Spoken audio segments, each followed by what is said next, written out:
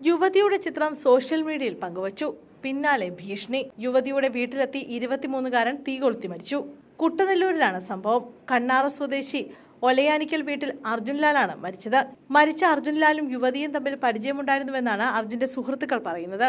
എന്നാൽ 1 വർഷത്തോളം ഇരുവരും അകൽച്ചയിലുമായിരുന്നു.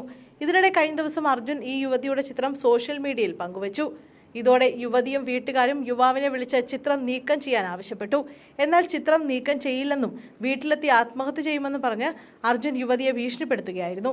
ഇതിനിടെ കഴിഞ്ഞ ദിവസം സുഹൃത്തുക്കൾക്കിടയിൽ നിന്നാണ് അർജുൻ യുവതിയുടെ വീട്ടിലേക്ക് പോകുന്നത്. തുടർന്ന് യുവതിയുടെ വീടിന് പുറത്തു വെച്ച് പെട്രോൾ ദേഹത്തൊഴിച്ച് സിറ്റൌട്ടിൽ കയറി തീ കൊളുത്തുകയായിരുന്നു. ഒപ്പം യുവതിയുടെ വീടിന്റെ ചില്ലുകൾ യുവാവ് എറിഞ്ഞുടയ്ക്കുകയും ചെയ്തു. സുഹൃത്തുക്കൾക്കൊപ്പം സംസാരിച്ചിരിക്കുന്നതിനിടെ ഭക്ഷണം വാങ്ങി വരാമെന്ന് പറഞ്ഞാണ് ഇയാൾ പോയത്.